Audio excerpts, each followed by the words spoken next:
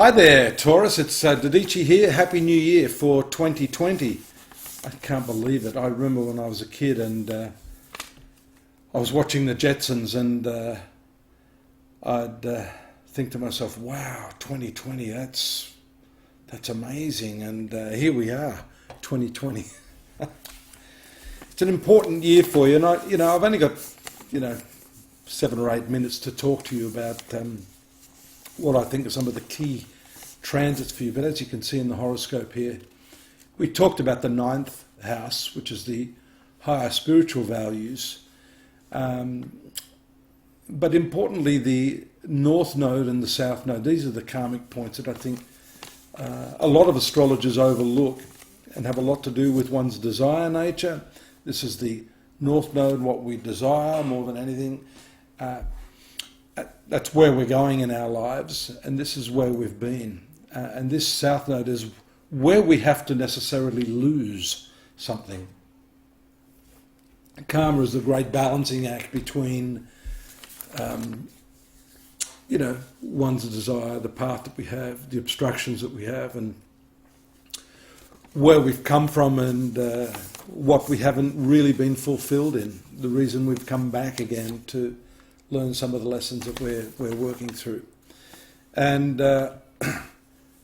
these planets, which are not really planets, but they're shadowy points in the zodiac, actually shift their position around May 5th or 6th, just before the middle of the year. And that's an important transit because they actually move in reverse motion to the planets. And so 2020, once these shift to this financial sector, 2nd house here, and 8th house, which is the shared resources, a lot of your attention is going to be focused on getting your financial act together.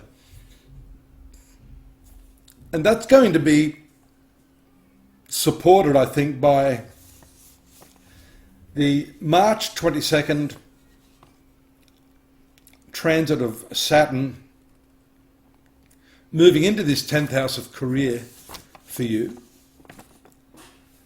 But it's only temporary because it does its thing here for a while. Saturn is your best planet, brings you opportunities here in your work.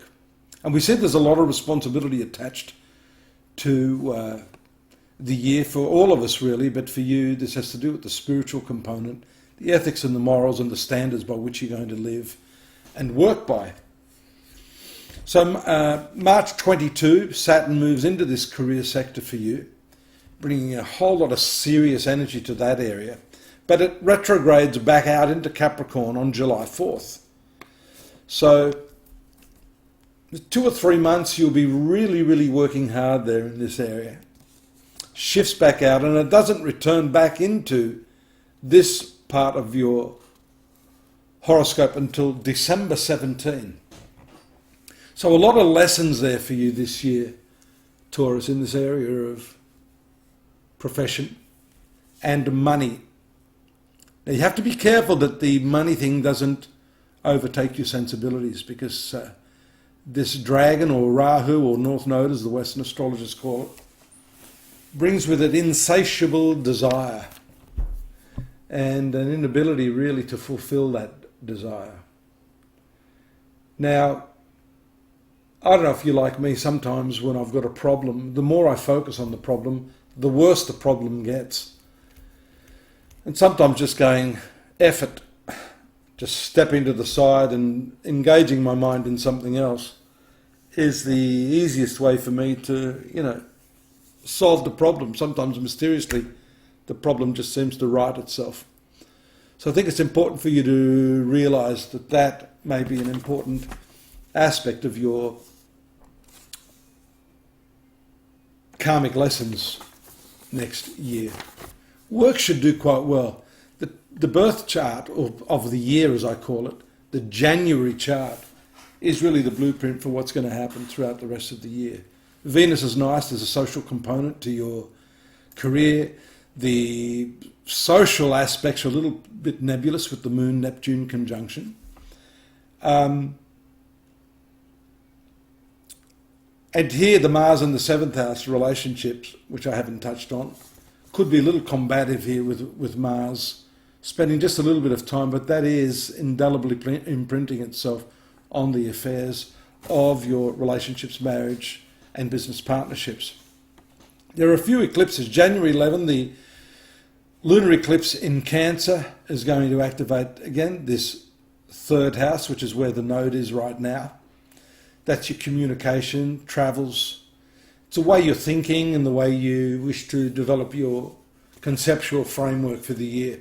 June 6th, there's another lunar eclipse there in Sagittarius. So you start to see the effects of this North Node, not only here in this 2nd house and the South Node here in the 8th house, which is the shared resources, but the lunar eclipse there in Sagittarius on June 6th is going to really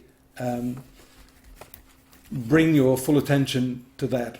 And there could be some emotional attachment to the whole issue of shared resources with the one you love. So money, emotion, also sexuality and intimacy is tied in with this. So a lot of those energies are going to be released when the lunar eclipse takes place in that area. On June 21st, there's a solar eclipse coming back here. So back to this 3rd house, sign of Cancer. So we can see how the year is punctuated and what the main themes are for you by looking at where these eclipses are. Of course, there's going to be a whole lot of other transits. I'll be going through them as the year progresses month by month. But I just wanted to give you a snapshot of where the year is going and what you can expect to be focused on. July 5th, there's a slightly different transit, moving into the sign of, well, it's not quite different. Again, we've still got all of this energy here. 9th house. November 30, there's an eclipse there in Gemini here, which is the finance sector, there in July in Capricorn. We can't escape these finance and shared resources sectors, Taurus.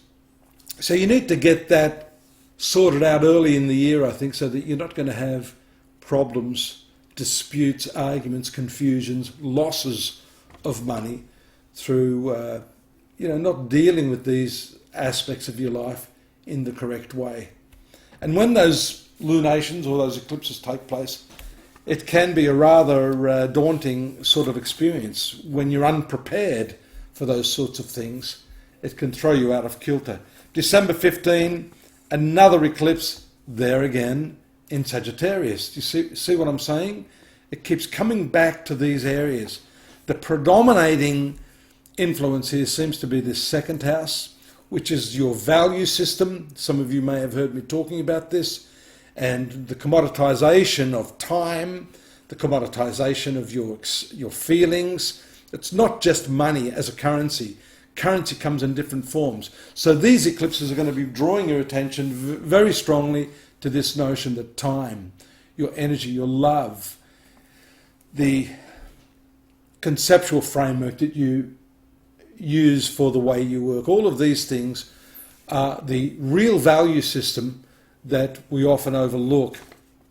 And that's what these eclipses will bring out. And that one on December 15 is going to strongly drag you back into this shared resources area. So, maybe you'll start to see that other people aren't able to pay you in money or to give you gifts. It's a matter of releasing yourself from that traditional model of, currency and value being inextricably tied to the dollar bill. December 17, we see the final transit of Saturn out here into the 10th house. This is going to be good. It's going to give you slow, steady results, starting earlier in the year, but that rethink through the retrograde motion back. But throughout the year, I think that's going to help you redefine what it is you want to do in your work, who it is that you are, and that's going to set you up beautifully for 2021. December 19, we also see this slow-moving transit of Jupiter moving into this 10th house. Now that's important because, although it's a little late in the year, we see that when the two planets are transiting the same house, that is definitely going to focalize your attention on this career, power, status and authority in the last month of 2020. Do join me at astrology.com.au. I'll be doing more month by month on your chart, Taurus, and I hope you'll join me for that as the year unfolds.